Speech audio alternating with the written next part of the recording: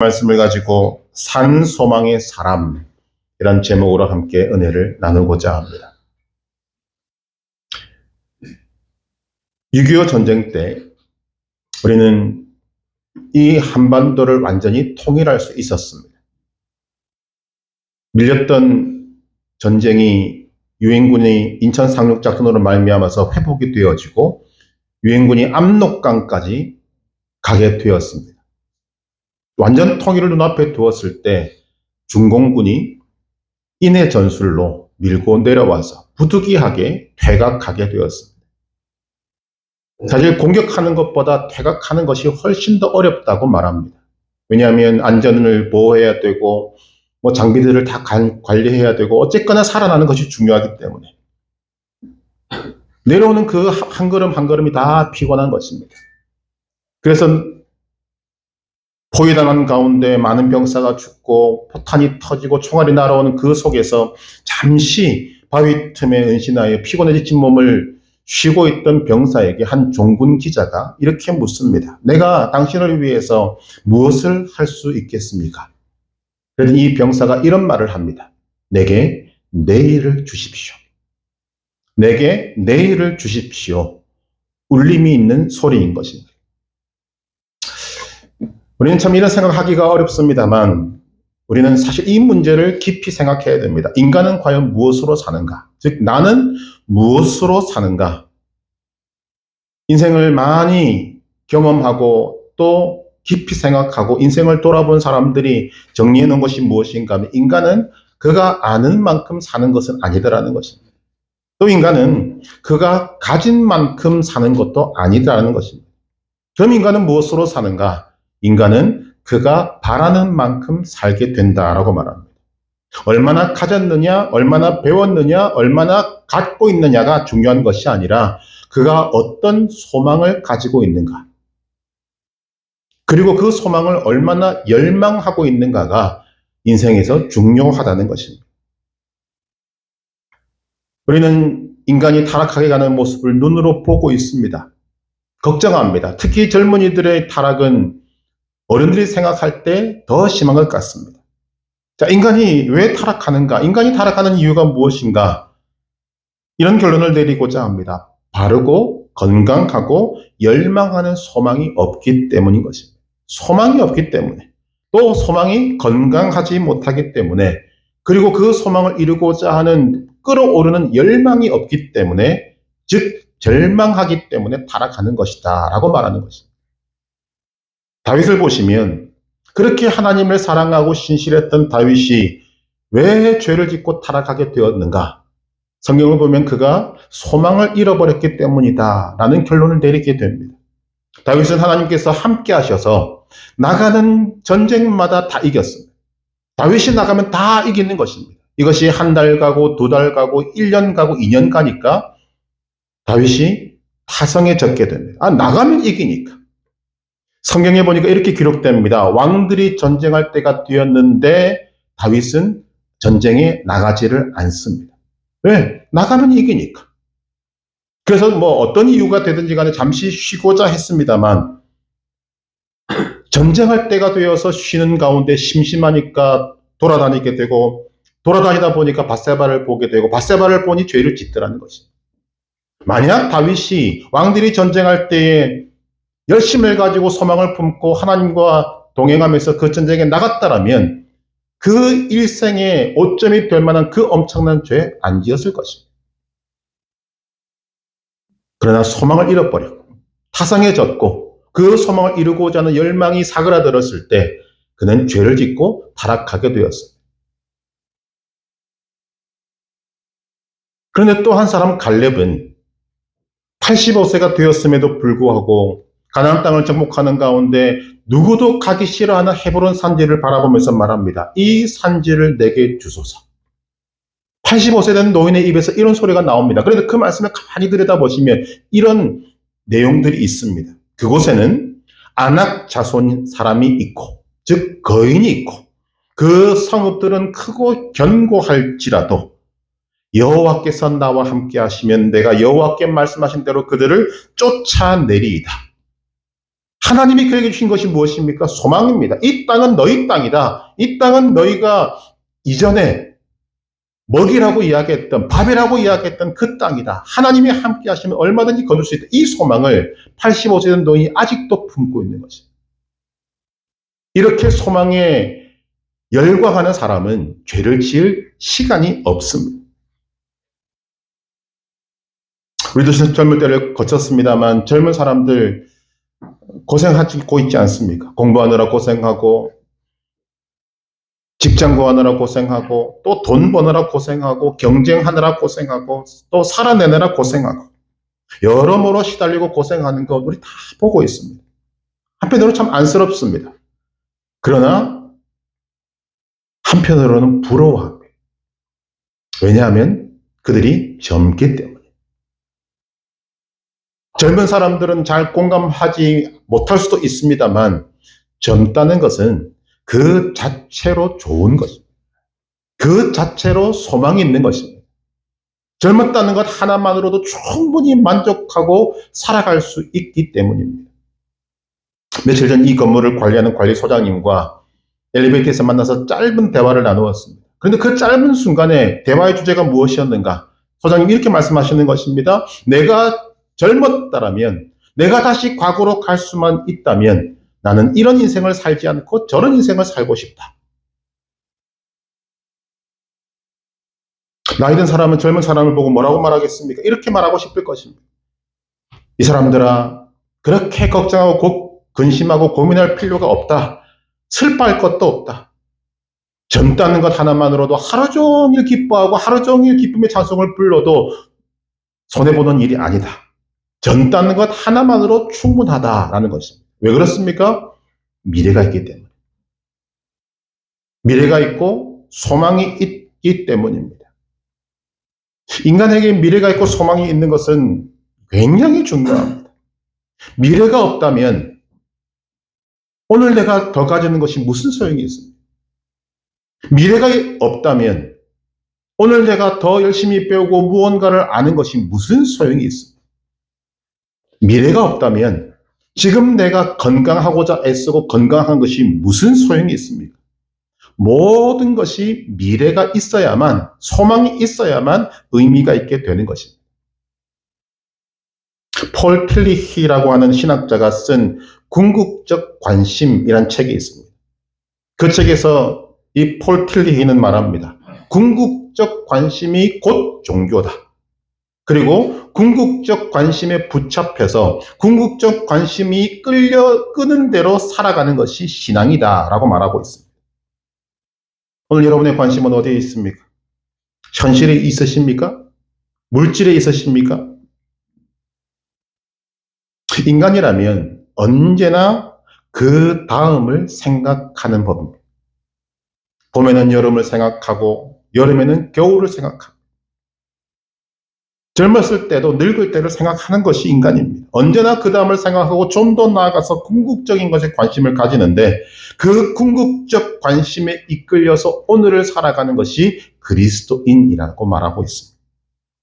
우리 몸은 현재 분명히 살고 있습니다. 그러나 우리의 관심은 바로 내일이 아니라 먼 궁극적 관심이 있어야 한다는 것입니다. 궁극적 관심을 생각할 때 우리는 네 가지 궁극적인 것을 생각해야만 합니다. 첫째, 궁극적 목적이 무엇인가? 우리나라 젊은이들이 대부분 그런 삶을 살았습니다만 젊은 사람들은 대부분 대학 가려고 십수년 공부합니다. 요즘은 다 급식이 나오지만 옛날엔 도시락 두세 개씩 싸들고 다녔습니다. 새벽부터 밤까지 정말 잠도 못 자면서 공부합니다. 그들에게 이렇게 물을 수 있습니다. 네 목적이 뭐냐? 옛날에 이런 답 많았습니다. 대학에 들어가는 것입니다. 대학에 입학하고 난 사람에게 묻습니다. 대학에 입학하고 났더니 어떻더냐? 별것 아닌 것 가지고 그렇게 고생했습니다. 이런 답이 대부분이었습니다. 대학 입학은 중요한 문제고 또 노력하는 것도 중요합니다만 단기간의 목표는 될 수 있지만 궁극적인 목표는 될 수 없는 것입니다. 내가 직업을 가지고 결혼하고 이런 것도 다 마찬가지입니다. 단기간의 목표는 될 수 있을지 모르겠습니다만 궁극적인 목적이 될 수는 없는 것입니다. 한 가지만 물어보면 됩니다. 목숨 걸 만한 일이냐? 사람은 삶의 궁극적인 목적을 알아야만 인간다운 삶을 살게 되는 것입니다. 궁극적인 목적. 두 번째 생각할 것이 무엇인가 하면 궁극적인 상태를 우리는 알아야 합니다. 나의 궁극적 상태, 마지막 상태가 과연 어떠할 것인가? 마지막에는 내가 어떤 모습으로 있게 될 것인가? 어떤 모습으로 나타나게 될 것인가를 늘 생각해야 한다는 것입니다. 프랑스 파리에 있는 어느 수도원에는 입구에 큰 돌 비석이 있습니다. 그리고 그 비석의 비문은 세 가지 문장으로 이루어져 있습니다. 그 다음은, 그 다음은, 그 다음은. 이 돌 비석의 유래가 무엇인가 하면 법과 대학 졸업반에 다니던 한 학생이 고학하면서 공부하느라고 애쓰다가 한 학기가 남았는데 도저히 한 학기 등록금을 구할 수가 없는 거죠. 그래서 어느 신부님을 찾아갔습니다. 그래서 도와달라고 이야기했더니 그 신부가 이런 이야기를 합니다. 바로 조금 전에 어떤 사람이 좋은 일에 써달라고 돈을 가지고 왔는데 이 돈이 하나님이 자네를 위해서 준비한 돈인 것 같네. 가지고 가라. 당황스럽고 하지만 너무 기쁜 일이지 않습니까? 이걸 제가 가져도 되는 것입니까? 가지고 가라. 정말 기쁘고 어리둥절한 그런 마음이지만 가지고 나오는 뒤통수에 대고 신부가 이런 말을 합니다. 내가 하나 물어볼 것이 있는데 자네 그 돈을 가지고 가서 뭘 하려고 하나? 등록금 내야죠. 그 다음에는 공부해야죠. 공부하고 나서는 졸업해야죠. 그 다음은 변호사가 되어서 억울한 사람들을 위하여 의로운 변호를 하겠습니다. 참 좋은 생각이다. 그럼 변호사가 되고 난 다음은 어떻게 할 것인가? 돈을 좀 벌겠습니다. 그 다음은 장가 가겠습니다. 그 다음은 계속 이 질문이 시작되니까 심상치 않은 것입니다. 계속 꼬리에 꼬리를 물고 그 다음은 묻는데 갈수록 답할 수 있는 말이 적어집니다. 이 학생의 말문이 막히자 신부가 이런 말을 합니다. 내가 마지막 질문을 하겠네. 자네의 그 다음은 죽는 것이네. 그리고 그 다음은 자네도 하나님의 심판대 앞에 서야 하는 것이네. 이 대화를 마치고 이 학생은 집으로 돌아오는 길에 계속 그 질문이 머리를 때리는 것입니다. 그 다음은, 그 다음은, 그 다음. 이 청년은 이 문제를 가지고 고민하다가 하던 공부를 그만두고 수도사가 되어서 한평생 귀한 일을 많이 했다고 합니다. 그리고 그 귀한 일을 한 수도사의 삶을 기리기 위해서 그 수도원 정문에 큰 돌비를 세우고 그 다음은 이라는 글로 그 비석에 세워 놓았다고 하는 것입니다. 궁극적인 상태. 인간은 한 명도 예외 없이 이 청년이 마주했던 이 질문에 답하며 살아야 합니다. 한 명도 예외 없이 이 길을 걸어가야 합니다. 하나님 앞에 서야 합니다. 그것이 궁극적인 상태입니다. 궁극적인 이 상태를 모르고 사는 사람은 어리석은 사람입니다. 세 번째로 궁극적 주인이 누구인가를 알아야 합니다. 나의 궁극적 주인은 누구인가? 이런 말을 하면 사람들은 별로 좋아하지 않습니다. 나는 지금 주도적으로 살고 있고 나의 인생을 살고 있다. 과연 그런가 하는 것이. 깊이 생각해 보면 나도 주인이 아니고 너도 주인이 아닙니다. 모든 인간들이 누구에겐가 끌려 살고 있고 무엇인가 끌려 살고 있습니다. 그 주인이 누구인가, 궁극적 주인이 누구인가를 알아야 하는 것입니다. 마틴 루터는 이 문제를 가지고 이런 답을 내립니다. 인간은 기수에게 조종을 받는 말과 같다. 우리는 뭐 접할 일이 없습니다만 말은 인간에게 굉장히 유용한 동물입니다. 힘이 세고 잘 달리고 또 잘 끌고 갈 수 있습니다. 그래서 마력이라는 단어를 쓰지 않습니까? 그런데 말은 자기 마음대로 가는 것이 아닙니다. 기수가 있습니다. 기수가 말고삐를 잡고 박차를 가고 채찍질하면서 말 마음대로 가는 것이 아니라 기수 마음대로 갑니다. 기수가 가자 하면 가고 서라 하면 서는 것입니다. 여러분은 누구의 끌림을 받고 있습니다. 여러분을 끌고 가는 주인이 과연 누구인가 하는 것입니다. 아무 생각 없이 나지 뭐 다른 게 뭐 있나 라고 말하지 말고 여러분 깊이 생각해 보시길 바랍니다. 나라는 인간을 끌고 가는 진정한 주인은 과연 누구인가? 어떤 사람은 돈에 끌려 살아갑니다. 어떤 사람은 명예, 어떤 사람은 권력, 심지어는 증오심이나 끝없는 욕심이나 씻을 수 없는 과거의 죄악들이 그 인생을 끌고 가는 사람들이 있습니다. 나의 궁극적 주인은 누구인가? 우리는 이런 질문을 던질 필요가 있습니다. 나의 궁극적 주인은 하나님인가 아니면 사탄 마귀인가? 네 번째로는 궁극적 가치를 알아야 합니다. 내가 살아가는 가치가 과연 무엇인가? 무엇이 중요한가 하는 거죠. 나는 지금 무엇을 가치 있다고 생각하는가? 나는 무엇을 가장 가치 있다고 여기는가? 돈, 집, 다이아몬드, 금, 명예, 권력. 과연 그것이 정말 가치 있다고 말할 수 있는가? 건강을 잃어본 사람은 돈도 명예도 권력도 다 가치 없다고 이야기하지 않습니까? 건강이 최고다. 그런데 과연 건강이 최고인가? 최고의 가치인가? 그것도 아니라는 것이죠. 정말 가치 있는 것을 따지자면 이런 질문을 던져봐야 됩니다. 정말 후회 없는 것인가? 일생을 걸어도 될 만한 것인가? 두고두고 기억해도 잘했다 싶은 것인가? 그것이 궁극적 가치가 되어야 하는 것입니다.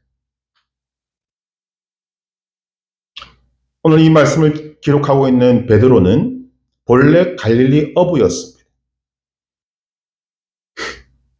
하나님의 은혜로 예수님이 부르심을 받아서 제자가 되었습니다. 3년 동안 예수님과 동행하며 예수님이 하신 말씀을 듣고 기적을 보고 정말 놀라운 세상을 경험했음에도 불구하고 그는 그가 살아왔던 삶의 즉 세상적 욕망을 버리지 못했습니다. 예수님께서 큰 능력을 행하실 때마다 마음속에는 다른 꿈을 꾼다는 거죠. 야, 예수님이 가지고 있는 저 능력만 있으면 내가 살고 있는 이 나라가 로마로부터 해방되지 않겠는가? 이 나라를 통일할 수 있을 것이다. 구원을 이룰 수 있을 것이다. 저 능력과 지혜라면 분명 이 나라를 구출할 수 있는 지도자 메시아가 될 것이다. 그리고 나는 예수님이 메시아가 되면 그 왕국의 한 자리를 차지할 수 있을 것이다. 끊임없이 이 고민을 했던 것이 성경에 기록되고 있습니다. 그러던 그가 성령의 감동을 받아서 예수님께 이런 고백을 합니다. 마태복음 16장 16절 주는 그리스도시요 살아계신 하나님의 아들이십니다. 감동적인 고백을 했을 때 예수님께서 베드로를 칭찬하십니다. 내가 네게 청교세를 주겠다. 너는 베드로다. 너는 반석이다. 그리고는 예수님께서 이 베드로의 대답이 너무나 감동적이고 예수님을 기쁘게 하셔서 예수님께서는 구원의 비밀을 베드로를 비롯한 제자들에게 알려주십니다. 그 비밀은 다른 것 아닙니다. 내가 죽을 것이다. 그때 베드로의 본색이 드러납니다. 예수님은 십자가를 져야 한다고 말씀하시는데 그 앞에서 예수님은 십자가를 지시면 안 됩니다. 그런 일은 있을 수가 없습니다. 다른 말로 내가 맡겠습니다. 이런 고백을 하는 거지. 성경은 뭐라고 기록하고 있습니까? 이 말을 그냥 한 것이 아니라 예수님을 꾸짖으며 말했습니다. 이 예수님께서 베드로를 향해서 말씀하십니다. 사탄아, 내 뒤로 물러가라. 너는 나를 넘어지게 하는 자로다. 베드로는 사탄의 유혹에 넘어가서 예수님의 앞길을 방해하는 말을 했습니다만 이 유혹은 그냥 주어진 것이 아닙니다. 베드로의 세속적인 욕망, 세속적 관심을 타고 들어오게 된 것입니다. 이런 베드로가 이제 예수님께서 십자가를 지시고 죽으셨다가 부활하신 후, 또 성령 충만을 받은 후에 그는 아니었구나라는 것을 깨닫게 되는 것입니다. 그리고는 진정한 가치가 무엇인지, 그토록 예수님과 함께 있으면서도 버리지 못했던 세상적 관심, 세상적 가치, 세상적 욕망을 이제는 완전히 버리고 영원한 가치, 궁극적 가치, 그리고 자기의 생명을 걸 만한 가치를 발견하고 삶을 살기 시작한 것입니다. 그리고 거기에 인생을 걸게 됩니다. 그것이 오늘 본문의 산 소망이란 단어로 나오게 되는 것입니다. 3절 같이 한번 읽어보겠습니다. 우리 주 예수 그리스도의 아버지 하나님을 찬송하리로다. 그의 많으신 긍휼대로 예수 그리스도를 죽은 자 가운데서 부활하게 하심으로 말미암아 우리를 거듭나게 하사 산 소망이 있게 하시며. 아멘. 산 소망, 살아있는 소망. 이것이 베드로의 신학의 핵심이라고 말합니다. 산 소망, 살아있는 소망. 오늘 본문에서 베드로는 믿는 자의 소망은 산 소망인데 이 소망의 근거는 예수 그리스도의 부활이다라고 말합니다. 부활신앙을 말하고 있습니다. 예수님이 우리 죄를 지고 십자가에서 죽으셨는데 예수님은 부활하셨다는 것입니다. 그리고 그 부활하심으로 말미암아 우리를 부활하게 하시고 우리도 거듭나게 하시고 하나님의 자녀로 삼아주신다는 것입니다. 이 산소망에서 느껴지는 것이 바로 그것입니다. 베드로가 가졌던 그 세상적인 소망, 예수님이 왕이 되시면 한 자리를 차지하겠다는 그 세상적인 소망, 그것을 예수님과 동행하면서도 늘 가지고 있었는데 이제는 완전히 알게 된 것입니다. 그것은 헛된 것이었구나. 내가 가져야 될 것은 예수님의 부활을 중심으로 내게 주어진 이 은혜를 소망으로 삼아야 하는 것이고, 그래서 베드로는 예수님의 말씀처럼 진정한 베드로, 즉 반석이 되는 것입니다. 그리고 이 산 소망을 열망하는 삶을 살다가 십자가에 거꾸로 못 박혀 죽습니다. 베드로가 이 산 소망을 가진 이후에 그의 삶은 거칠 것이 없습니다. 왜냐하면 그 소망이 늘 자신을 일깨웠고 그 소망으로 말미암아 예수 그리스도의 부활로 이루어진 하나님의 은혜, 하나님의 능력, 하나님의 변화무쌍하고 거대한 능력이 늘 자신 앞에 있는 것을 보며 살았기 때문입니다. 무엇이 그를 이토록 바꾸었는가? 그가 가졌던 소망이었다는 것입니다. 우리가 산 소망을 말할 때 성경이 말하는 소망과 우리가 말하는 소원은 다르다는 것을 알아야 합니다. 인간은 항상 그 다음을 생각한다고 그랬지 않습니까? 그래서 인간은 소원을 가집니다. 그런데 그 소원의 출처는 다 자기 자신에게로부터 나오는 것입니다. 자기 마음에서 나오는 것입니다. 그 소원을 이룰 수 있을지 없을지 아무도 모릅니다. 또 이룬다고 해도 인생을 지나놓고 보니까 별것 아닌 것이 전부입니다. 하지만 성경이 말하는 소망은 하나님께서 약속하신 것입니다. 하나님께서 보증해 주시는 것입니다. 중요한 것, 하나님께서 이루시는 것입니다. 하나님이 약속하신 소망에 대한 우리의 응답이 바로 믿음이라는 것입니다. 우리는 작은 믿음으로 하나님의 그 크고 놀라운 약속을 받아들이게 되는 것입니다. 그래서 에베소서 2장 8절에 사도 바울은 말합니다. 너희는 그 은혜에 의하여 믿음으로 말미암아 구원을 받았으니 이것은 너희에게서 난 것이 아니요 하나님의 선물이라. 하나님의 약속을 소망으로 알고 그 소망을 믿음으로 받아들이는 순간 그 산 소망이 우리의 마음과 생각과 삶을 지배하게 된다는 것입니다. 그 산 소망이 우리를 이끌고 가게 되는 것입니다. 왜 그렇습니까? 이 산 소망과 믿음은 내가 만들어낸 것이 아닙니다. 나로부터 출발된 것이 아닙니다. 하나님으로부터 온 하나님의 선물이기 때문입니다. 그래서 바울이 말하고 있는 그 동일한 소망을 베드로는 살아있는 소망, 산 소망이라고 표현하고 있는 것입니다. 그 소망이 살아있을 수 있는 이유는 하나님이 이루시기 때문입니다. 그래서 이 산 소망으로 살아가는 사람이 바로 그리스도인이라고 하는 것입니다. 여러분은 생각하지 못하겠습니다만 지난 4주 동안에 말씀 중간중간마다 제가 그리스도인이란 이런 존재입니다 라는 것을 계속적으로 강조를 드렸습니다. 4주 전으로 돌아가 보면 그리스도인이 누구인가? 주를 기다리는 사람이 그리스도인입니다. 오늘도 기다리고 매 시간 기다리고 틈나면 기다리고 아니 하루 온종일 주를 기다리는 사람이 그리스도인입니다. 두 번째로는 하나님을 가까이하여 말씀을 듣는 사람이 그리스도인입니다. 그리스도인이 하나님을 가까이 하고자 하는 마음이 없다. 하나님의 말씀을 듣고 싶어하는 마음이 없다. 그리스도인이 아니라는 것입니다. 세 번째로 말씀을 사랑하는 사람이 그리스도인입니다. 말씀을 사랑하는 사람. 끊임없이 말씀이 뭐라고 말하는가 관심을 갖고 그 말씀이 나를 살린다는 것을 알고 그 말씀을 붙잡고 살아가는 사람이 그리스도인입니다. 네 번째로 믿음의 사람이 그리스도인입니다. 그리고 오늘 그리스도인에 대한 정의를 다시 한번 이렇게 내립니다. 소망의 사람이 그리스도인입니다. 산 소망의 사람이 그리스도인입니다. 우리는 구분해야 한다는 거죠. 유엔 사무총장을 지냈던 더그 함마슐트라는 사람이 쓴 에세이에 이런 내용이 있습니다. 신대륙을 발견한 콜럼버스의 배에 한 선원이 타고 있었습니다. 이 선원은 자기의 고향에서 구두 수선을 하는 집의 조수로 일하고 있었는데 이 집의 주인이 나이가 많이 들어서 이제는 이 가게를 다른 사람에게 넘겨주어야 하는데 이 사람이 그 가게를 갖고 싶어 하는 것입니다. 그래서 콜럼버스가 탄 배에 선원으로 타서 돈을 벌어서 그 가게를 인수하고자 하는 목적을 가지고 그 배를 탔습니다.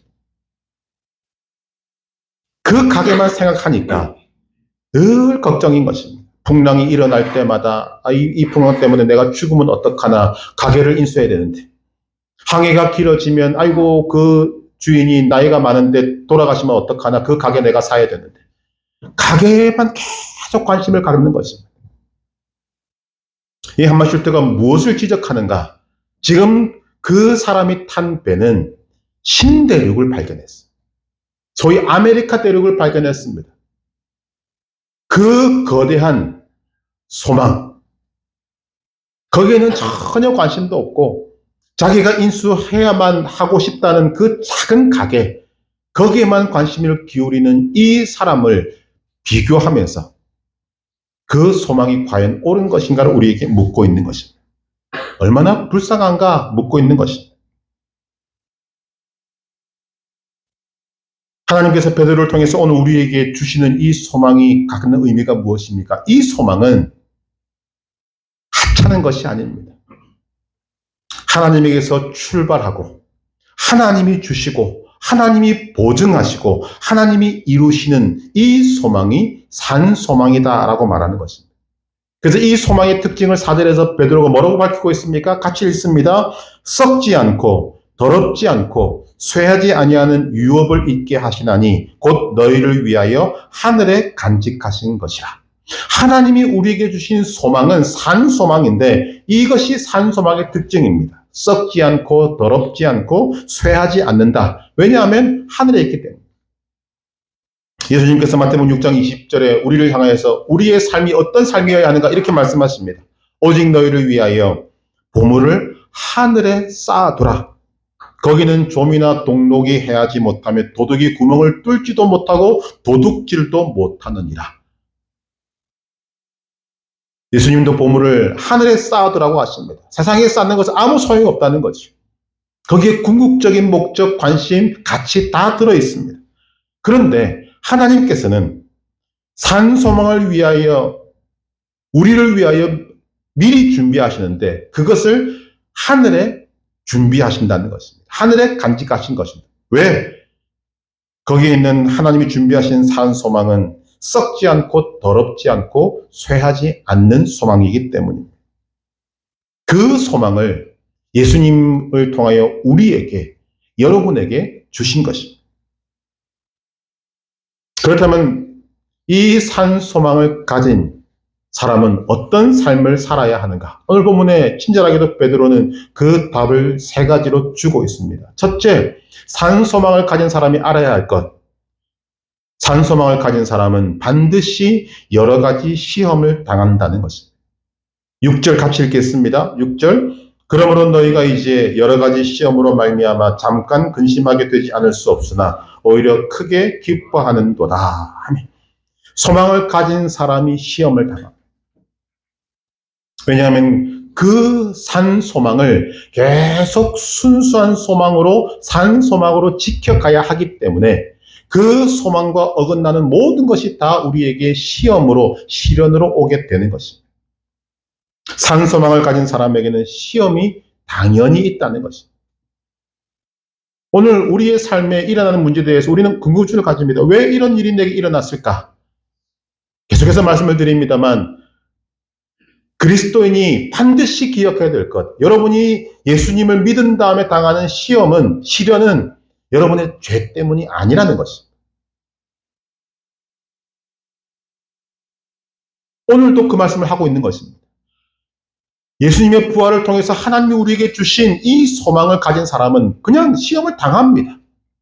이유는 모릅니다. 시험을 당하는데 오늘 이유를 굳이 붙이자면 우리가 산 소망을 가졌기 때문에 시험을 당하는 것입니다. 그 산 소망을 지켜야 하기 때문에. 그렇다면 우리는 생각할 수 있습니다. 그 산 소망을 지키지 못하게 방해하는 원수가 있다는 거죠. 그렇게 생각하는 것이 이치에 맞습니다. 그런데 이 시험은 우리를 망하게 하는 시험이 아닙니다. 오히려 우리를 확고부동한 산 소망에 확립되어진 사람으로, 확실한 소망의 사람으로 우리를 만들어가게 하는 것일 뿐이다. 이것이 오늘의 결론 중에 하나인 것입니다. 자, 산 소망을 가진 사람은 당연히 시험을 당한다. 두 번째, 이 시험은 잠깐으로 끝나는 것이다. 6절에서 베드로가 뭐라고 말합니까? 잠깐 근심하게 되지 않을 수 없으나, 말 속에 다 담겨 있습니다. 산 소망을 가진 사람은 반드시 시험을 당하는데 그 시험 당하는 것이 잠깐이다. 이 잠깐이라는 것은 우리가 가지고 있는 산 소망에 비교할 때 그 의미가 더 두드러지는 것입니다. 이 세상에 우리가 어떤 시험을 당하든지 무슨 말을 하든지 우리가 당하는 시험은 잠깐입니다. 그리스도인들은 이 부분에서 이제는 좀 달관해야만 한다는 거죠. 아, 내가 그리스도인이기 때문에 시험을 당하는구나. 내가 산 소망을 가졌기 때문에 시험을 당하는구나. 이 시험은 잠깐이구나.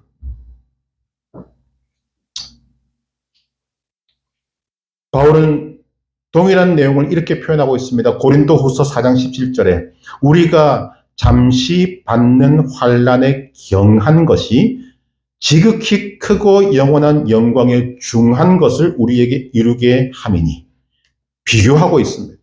우리가 이 땅에서 받는 환난은 잠시 받는데 그 환난이 경하다, 가볍다, 작다는 것이고, 우리가 나중에 하나님 앞에 서서 받게 될 그 산 소망의 결과는 지극히 크고 영원한 영광에 중한 것, 무거운 것을 우리에게 주신다. 이것과 비교할 때 우리가 오늘 이 땅에서 당하는 시련은 잠깐이다라고 말하는 것입니다. 세 번째로 베드로는 말하는 이 산소망을 가진 사람의 삶은 이것을 믿음의 시련으로 알아야 한다는 것입니다. 7절에 뭐라고 이야기합니까? 같이 읽습니다. 너희 믿음의 확실함은 불로 연단하여도 없어질 금보다 더 귀하여 예수 그리스도께서 나타나실 때에 칭찬과 영광과 존귀를 얻게 할 것이니라. 이 시험, 이 시련은 믿음을 순수하게 하고 믿음을 온전하게 하고 믿음을 강하게 하는 시련이라는 거죠. 죄 때문이 아닙니다. 오늘 예수를 믿어서 예수님의 부활로 말미암아 이미 부활이 된 저와 여러분은 당연히 시험을 당하는데 잠깐 시험을 당합니다. 그런데 그 시험의 목적이 무엇인가? 우리의 믿음을 온전케 하고 믿음을 강하게 하고 믿음을 하나님이 보시기에 기뻐하고 나중에 영광과 존귀와 칭찬을 얻게 할 목적으로 허락되어진 것이지 그 이상도 그 이하도 아니라는 것입니다. 금보다 귀한 믿음. 오늘 본문의 표현이 그것입니다. 금보다 귀한 믿음. 그 믿음은 하나님의 칭찬과 영광과 존귀를 우리가 얻게 만드는 것이다. 그러므로 시험을 두려워하지 말라는 것입니다. 그래서 베드로는 오늘 말씀 속에서 우리에게 이런 놀라운 삶을 전파하고 있습니다. 8절에 뭐라고 말하는가? 같이 읽습니다. 예수를 너희가 보지 못하였으나 사랑하는도다. 이제도 보지 못하나 믿고 말할 수 없는 영광스러운 즐거움으로 기뻐하니. 놀랍지 않습니까? 서양 사람들은 시련을 당할 때마다 시험을 당할 때마다 죽겠다 합니다. 오늘 말씀에 견주어 보면 그리스도인들은 시련을 당할 때마다 기뻐하고 즐거워해요. 왜냐하면 이 시험은 우리를 망하게 하는 것이 아니라 우리를 강하게 만들고 이 시험은 우리를 연약하게 만들어서 망하게 만드는 것이 아니라 우리를 천국으로 인도하는 견고한 진이 되기 때문인 것입니다. 그래서 정말 이 산소망에 불타오른 사람은 즐거움과 기쁨으로 시련을 넉넉하게 이기게 되는 것입니다. 베드로는 오늘 이 말씀으로 좀 부족한지 베드로전서 4장으로 넘어가면 12절 13절에 이런 말씀으로 우리에게 이렇게 전하고 있습니다. 사랑하는 자들아 너희를 연단하려고 오는 불시험을 이상한 일 당하는 것 같이 이상히 여기지 말고 오히려 너희가 그리스도의 고난에 참여하는 것으로 즐거워하라. 이는 그의 영광을 나타내실 때에 너희로 즐거워하고 기뻐하게 하려 함이라. 오늘 우리가 시련을 이기면서 비록 힘들고 어렵지만 이 시험을 이겨나가면서 우리는 기뻐하고 즐거워합니다. 그런데 이 즐거움과 기쁨은 주님 앞에 섰을 때 말할 수 없는 정말 표현이 안 되는 그런 즐거움과 기쁨으로 우리에게 다가오게 될 것이라는 것입니다.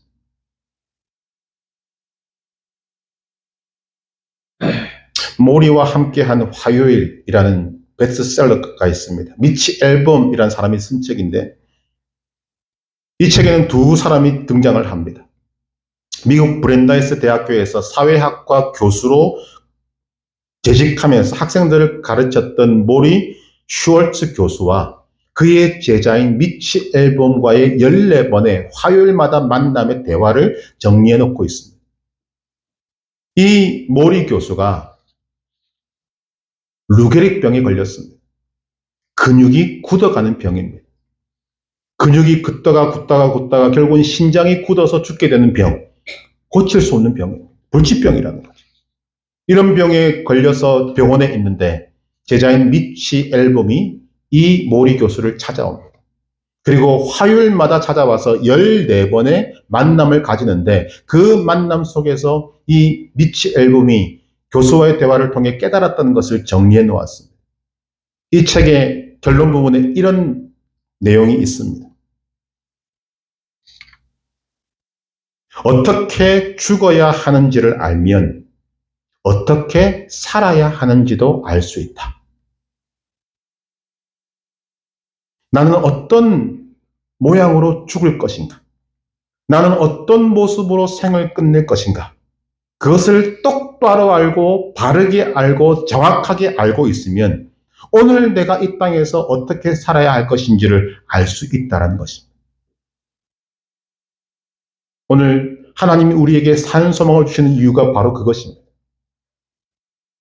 예수님의 부활로 우리에게 주어져 있는 이 산 소망, 궁극적인 목적, 궁극적인 상태, 궁극적인 가치, 우리에게 다 알려주고 있습니다.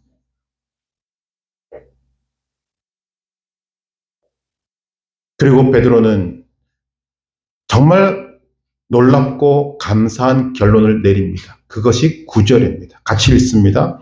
믿음의 결국 곧 영혼의 구원을 받음이라.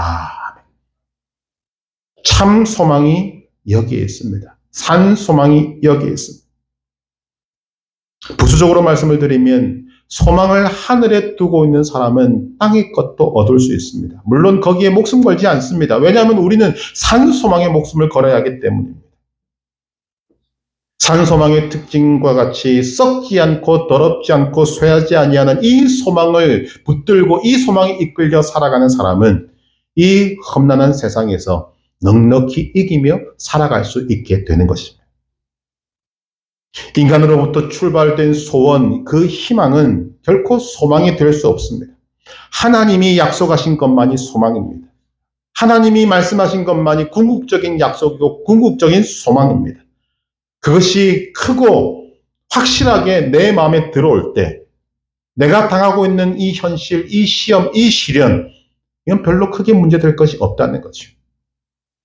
왜냐하면 내게 주신 그 소망은 나에게서 출발된 것이 아니라 하나님에게서 출발된 것이기 때문입니다. 내가 이루고자 노력해도 얻을 수 있는 것이 아니라 내가 노력하지 않아도 하나님이 이루시면 이루어지는 일이기 때문에